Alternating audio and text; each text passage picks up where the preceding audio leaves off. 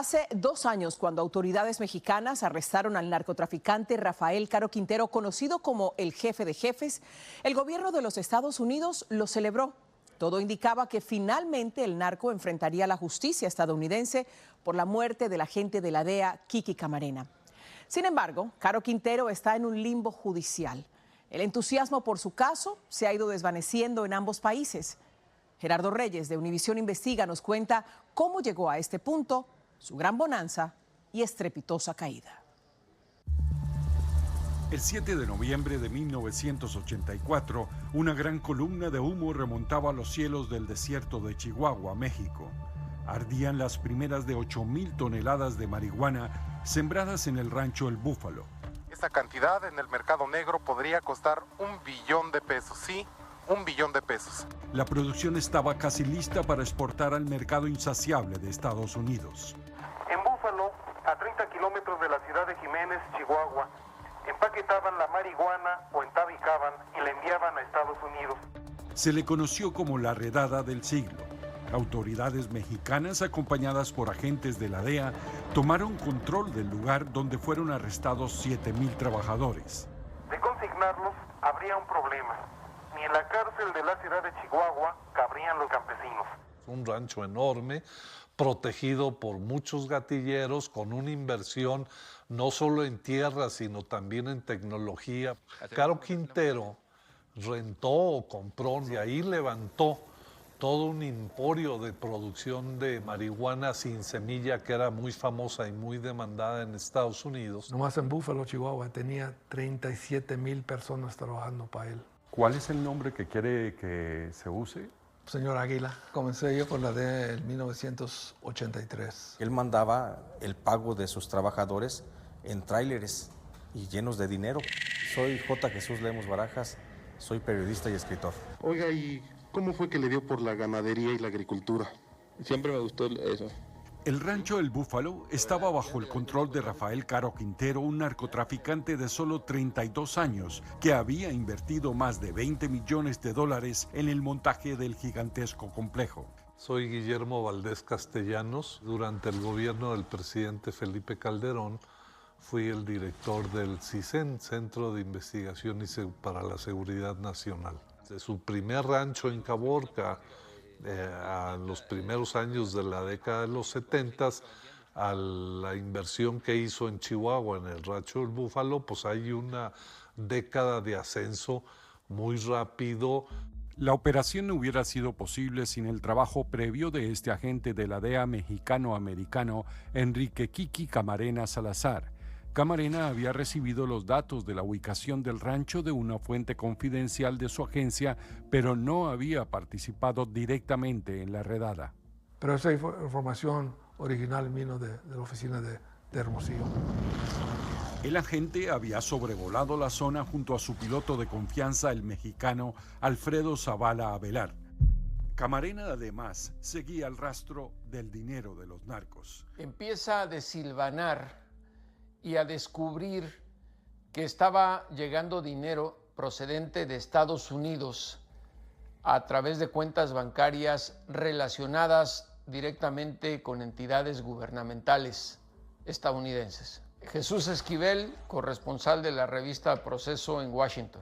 Nacido en Mexicali, México, Camarena había llegado a la oficina de Guadalajara 4 años antes de la redada. Tenía 3 hijos con su esposa Mica. El agente hablaba el idioma de los narcos. Pues nomás habíamos como más de 2,000 agentes en todo el mundo. De esos 2,000 agentes, posible había 150 que hablaban español en ese tiempo. Camarena no parecía ser un agente de oficina. Conocía de alguna manera la cultura de mi país. Se empapa de cómo en la Perla Tapatía, en los restaurantes, en los círculos empresariales, estos criminales se rozaban con el poder gubernamental, con cualquier persona que pudiera servirles para sus propósitos, ya fuera para lavar dinero, para mover drogas e incluso para conseguir mujeres. El roce con sus fuentes tenía su precio. Se hablaba de que, como todo agente involucrado en esos años, que no había tanta rendición de cuentas, cometió algunos pecados. el propio Berreyes me contó que tenía problemas pues de alcohol por andar juntándose mucho con criminales, con políticos. Guadalajara estaba bajo el control de un triunvirato intocable de narcos: Miguel Ángel Félix Gallardo, Ernesto Fonseca Carrillo y Rafael Caro Quintero imponían su ley a través de violencia y sobornos a las autoridades. Básicamente era una corporación monopólica en la producción de drogas, en la que estaban agrupadas todas las familias, fundamentalmente todas sinaloenses, que producían marihuana y amapola. Uno de los vigilantes del rancho, allanado en Chihuahua, ascendería años después a la cumbre de otro cartel, el de Sinaloa. Señor Joaquín Guzmán Loera. El Chapo Guzmán primero entra en los archivos de la DEA, documentado como supervisor en los plantíos de Rafael Caro Quintero en Chihuahua, en los Búfalos. Larry Villalobos, entré a trabajar con la DEA en el El Paso Intelligence Center. La Guadalajara que encontró Camarena tras ser trasladado desde Estados Unidos estaba bajo el control de los narcos. Todo mundo sabía quiénes eran los líderes y los señores se movían por Guadalajara como cualquier ciudadano, no eran perseguidos, no eran acosados. La Dirección Federal de Seguridad, DFS, dependencia encargada, entre otras, de desarrollar actividades de inteligencia para el combate del narcotráfico, era un nido de corrupción. Había sido creada en 1947 con asistencia y entrenamiento de la CIA. Varios funcionarios de la entidad mantenían vínculos con la Central de Inteligencia en una alianza oscura en la que no había fronteras legales. El exagente Villalobos sostiene que fueron algunos generales de la DFS quienes convencieron a Félix Gallardo de trasladar de Sinaloa a Guadalajara su organización. De ahí van a hacer todas las operaciones. Además, 25% de todo lo que se haga de la droga es para nosotros. La destrucción del rancho El Búfalo enfureció a los narcotraficantes. En los meses siguientes, entre tragos y festines de cocaína, los capos hicieron varias reuniones para definir su plan de venganza. El día 5 de febrero fue cuando se reunieron para definir qué era lo que iba a pasar y cómo podían ubicar a la gente de la DEA para mandarle un mensaje, dijo Ernesto Fonseca, como ya lo habían hecho con otros elementos de la DEA a los que les habían balaceado un carro. Luis Carlos Sainz, soy periodista en temas de seguridad y justicia y docente en temas de criminología. La obsesión de sentirse perseguidos llevó a los narcos a cometer equivocaciones brutales. En diciembre de 1984 secuestraron, torturaron y asesinaron a 4 miembros de la organización religiosa Testigos de Jehová, pensando que eran agentes federales encubiertos.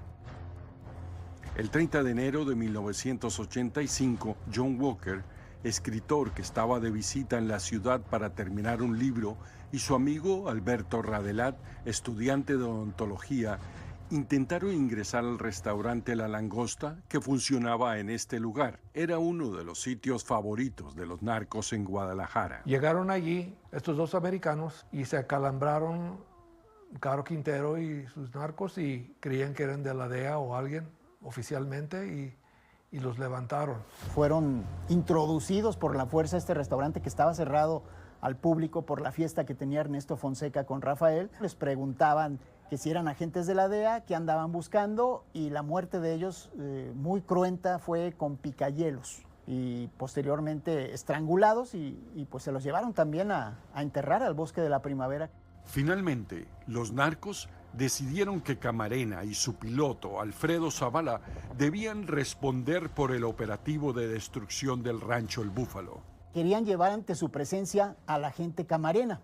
Para ello, pues necesitaban ubicarlo, y decía Fonseca que le querían preguntar que por qué les estaba echando mucha tierra y cómo es que habían dado el pitazo a las autoridades mexicanas para la destrucción de esos campamentos. Desde la mentalidad y la lógica de los narcotraficantes que estaban acostumbrados a que podían hacer y deshacer, se les hizo fácil vengarse de los autores del descubrimiento del rancho del Búfalo.